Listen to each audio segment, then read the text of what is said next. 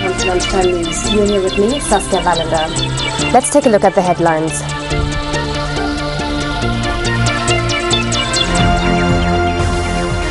Navneethan Pillai meets judicial heads of the country. MP Anura Kumar Dissanayake says exhibitions in the guise of development are causing economic collapse. Ban Ki-moon pledges to get the truth of a tragic chemical weapons attack in Syria.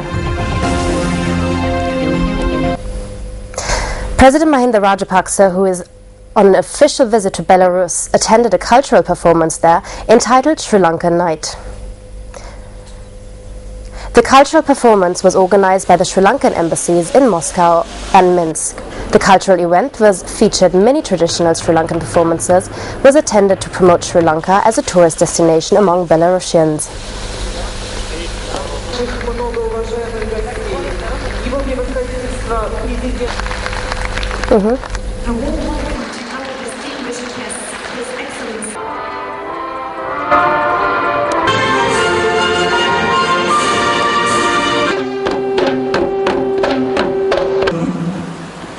What you see?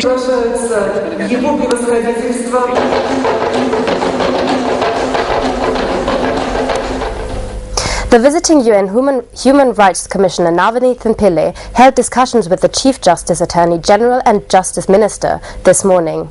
Navneethan Pillai met with Chief Justice Mohan Peiris and the Chief Justice's official chambers at the Supreme Court complex this morning.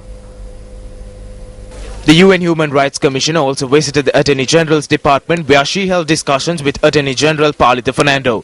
Pillai subsequently met with the Minister of Justice, Rauf Hakim. The Election Secretariat says that arrangements have been made to provide transportation for the disabled, enabling them to cast their votes at the upcoming provincial elections. Additional Elections Commissioner RMAL Ratnayaka said applications for the same must be submitted 7 days prior to election day.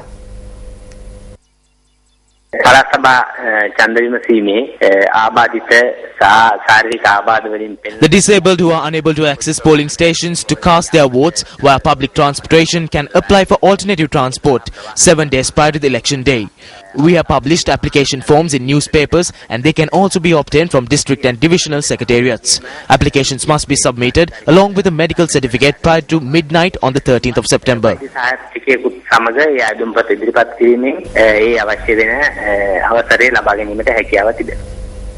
Meanwhile, Deputy Elections Commissioner M.M. Mohammed said that the opportunity would be granted for family members to cast proxy votes on behalf of the visually impaired.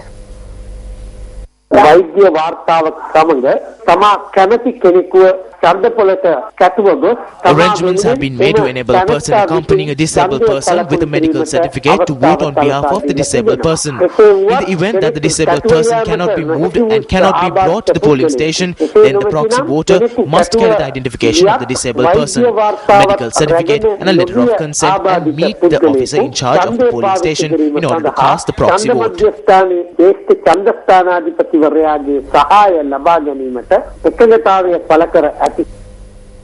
UPFA parliamentarian Namal Rajapaksa called upon those who speak about human rights to meet with people in the villages of the country and obtain responses to human rights problems.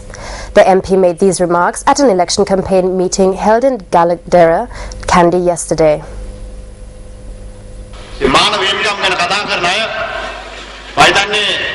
If people who speak about human rights come to the villages and speak to the parents here and the people living here, rather than confine themselves to air-conditioned rooms with the diplomats of supposedly powerful countries, then they would get a response to their human rights problems. They could go to Jaffna, Kilinochchi, Mullaitivu, Hambantota or the hill country. The people that live on this land love this country.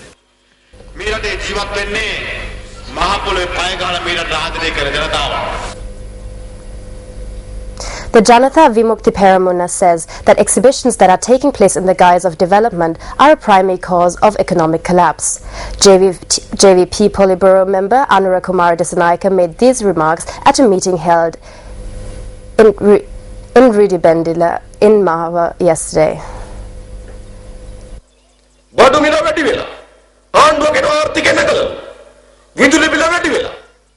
The cost of living has increased and the government says the economy is rising. The electricity tariffs have increased and the government says the economy is rising. The price of the farmer's subsidized sack of fertilizer was increased from 350 to 500 rupees.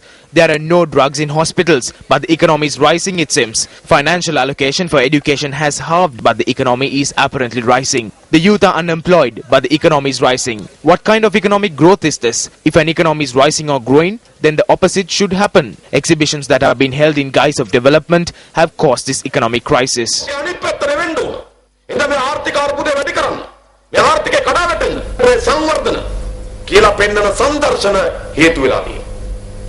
A 20-year-old youth has drowned while wading off the Unawatuna beach.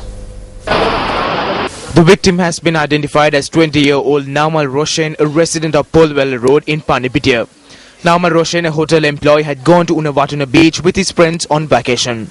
He had gone on a boat tour with his friends and returning shore, he had jumped into the water to swim back. He was reported missing shortly afterwards. The youth's body washed up on the Unawatuna beach last afternoon. The Habaruddua police are conducting further investigations. The youth's body is currently lying in the Karapitia Teaching Hospital. Meanwhile, another person drowned off the Mount Lavinia beach. The police say that 5 persons wading in the sea were washed away by a current last evening. The police say that 4 of them were rescued. The victim was a resident of Balangoda. His body was recovered when it was washed ashore in Mount Lavinia this morning.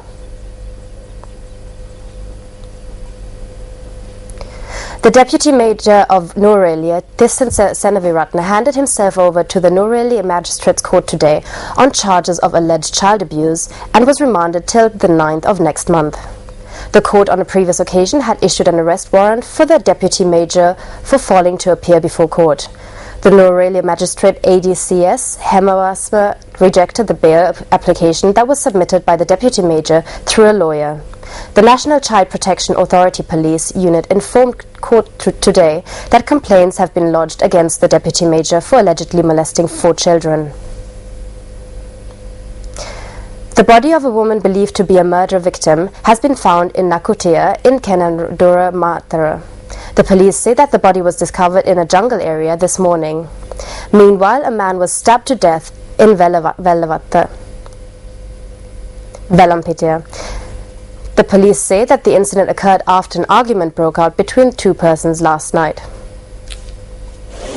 The body discovered in Nakute is believed to be that of a 35-year-old woman. The police say that serious head injuries could be witnessed on the woman's body. Her identity is yet to be ascertained. Meanwhile, the disease in a stabbing that took place in Velampitiya has been identified as a 24-year-old youth from Vellavatta. His body is currently lying at the mortuary of the National Hospital. The Velampitiya police are conducting further investigations. A Bowser transporting fuel met with an accident in the Galayaya area in Panala. Our correspondent said that the vehicle in question had begun to leak fuel as a result of the accident. The vehicle transporting fuel met with an accident at 4:15 this morning when the vehicle toppled into a marshy land.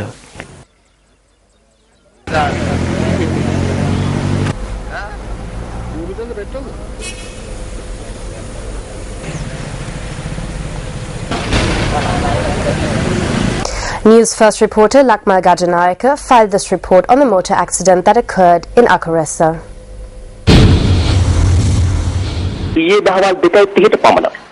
A motorcycle and a cow met with an accident at around 2:30 last afternoon in the Rahula junction in Mathura. The motorcyclist was injured in the accident.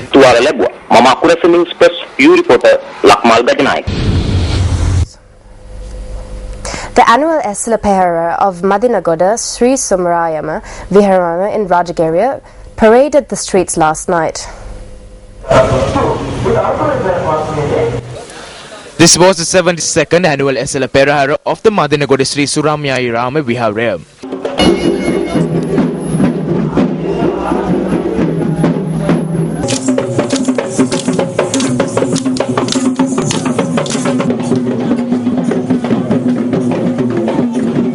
The Perahara was organized under the chief patronage of the chief incumbent of the Vihara, Venerable Dodam Golle Panya Nanatero. The Perahara, which comprised of elephants and tuskers, also featured traditional cultural performances from the hill country and the lowlands.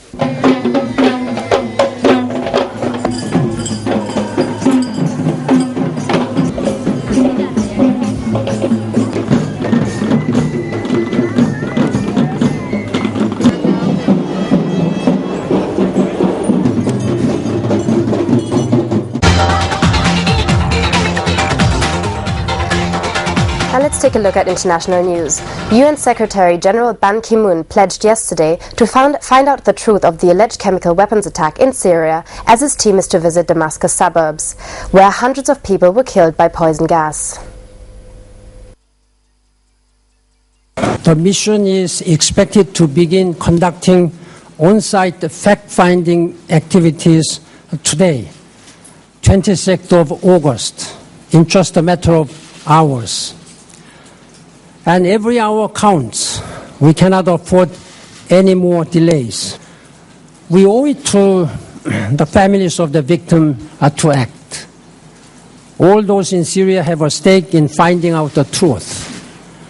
The whole world should be concerned about any threat or use of chemical weapons. And that is why the world is watching Syria. We are determined to answer the call of our member states, fulfill our mandate, and resolve deeply disturbing unanswered questions.